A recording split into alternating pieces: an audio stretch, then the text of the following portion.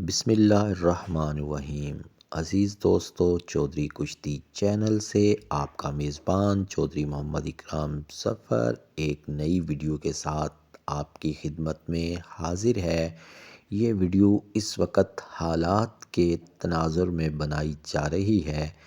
जैसा कि आपको मालूम है कि अदनान पहलवान टायरावाला ने आसफ़ पहलवान मोची का चैलेंज एक्सेप्ट किया और कुश्ती लड़ने के लिए तैयार हो गए और एक वीडियो जारी की। वो वीडियो भी हम इस वीडियो में शामिल करेंगे। आप उनकी वीडियो भी सुनेंगे और उस बयान के बाद हम ये बात करेंगे कि जब अदनान पहलवान ने एक्सेप्ट कर लिया चैलेंज ठेकेदार हजरात के कहने पर, तो फिर ये मुकाबला कब होगा और कौन सा ठेकेदार इसको करवाएगा, इस पे हम मुकम्मल बात करेंगे। पहले आप अदनान पहलवान टायरावाला का ये वीडियो बयान समाअत फरमाइए। बिस्मिल्लाहिर्रहमानिर्रहीम। मेरा नाम अदनान पहलवान टायरावाला, शेरे पंजाब, रुस्तम पंजाब, इंटरनेशनल रैसलर रुस्तम पाको हिंद, शागिर्द उस्ताद लियाकत पहलवान बाजवा मरहूम, फखरे पाकिस्तान।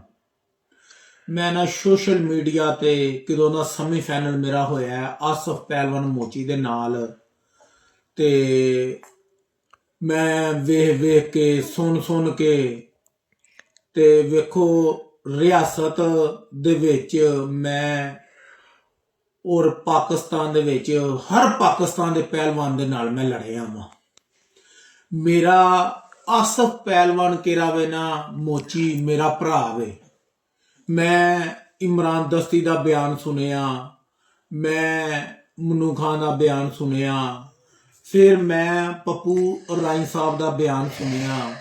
ते गल ये ने पाकिस्तान दे वड्डे ठेकेदार अगे साडी फन्ने पहलवानी किन्नी कु रह गई है यार। किरे आउट ऑफ कंट्रियां दे विच ने साडे भरा जां होर गैर मुल्क ने ओह कदों सानू वेंदे ने ना ते बड़ी बिस्ती महसूस होंदी है।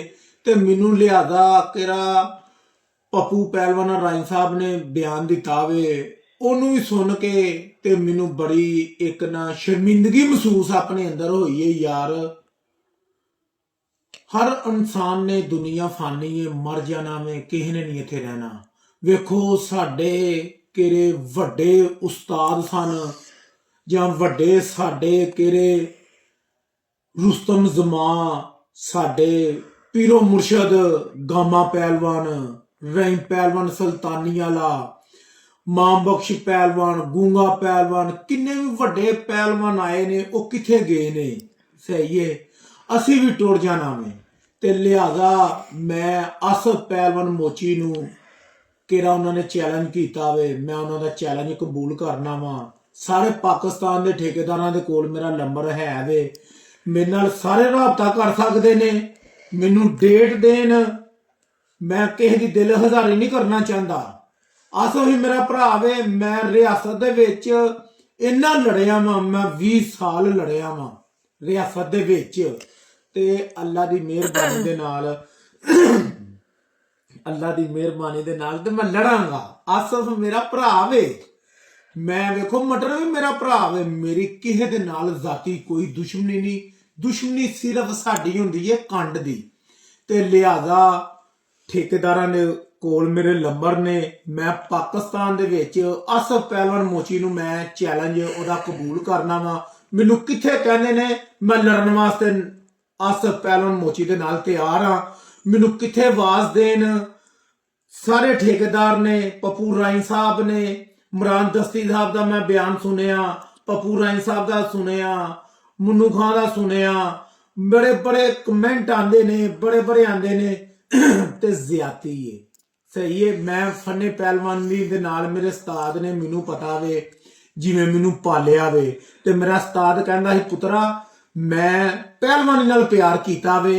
मैं अपने घरों तन मन हर शै उन्होंने वक्त ਪਹਿਲਵਾਨੀ ਤੇ ਸਭ ਕੁਝ ਲਾ ਛੱਡਿਆ ਵੇ। ਤੇ ਮੈਂ ਠੇਕੇਦਾਰਾਂ ਨੂੰ ਖੁੱਲੀ ਅਪੀਲ ਕਰਨਾ ਵਾ, ਅਦਨਾਨ ਟੈਰਾਂ ਵਾਲੇ ਨੂੰ, ਕਿੱਥੇ ਕਹਿੰਦੇ ਹੋ ਟਾਈਮ ਰੱਖ ਲਵੋ, ਮੈਂ ਲੜਨ ਵਾਸਤੇ ਤਿਆਰ ਆ। ਆਸਮ ਮੋਚੀ ਮੇਰਾ ਵੀ ਭਰਾ ਵੇ ਤੇ ਤੁਹਾਡਾ ਵੀ ਜੇ, ਮੈਂ ਕਿੱਥੇ ਕਹੋਗੇ ਤੇ ਮੈਂ ਲੜਾਂਗਾ ਆਸਮ ਪਹਿਲਵਾਨ ਮੋਚੀ ਦੇ ਨਾਲ। ਤੇ ਮਿਹਰਬਾਨੀ, शुक्रिया। जी दोस्तों, आपने अदनान पहलवान का मुकम्मल बयान मुलाहिज़ा फरमाया।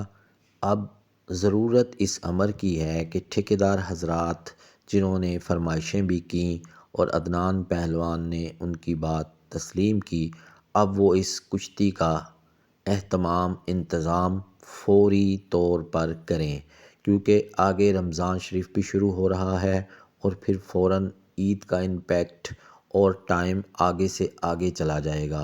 लिहाजा पूरा पाकिस्तान इस कुश्ती को देखने के लिए ख्वाहिशमंद है। तो ठेकेदार हजरात अब जवाब दें कि अदनान पहलवान के इस बयान के बाद वो इस अजीम कुश्ती को कब करवा रहे हैं। इसी के साथ आपका मेज़बान चौधरी मोहम्मद इकराम ज़फ़र इजाज़त चाहता है एक अगली वीडियो तक। तब तक के लिए अल्लाह हाफ़िज़ व नासिर।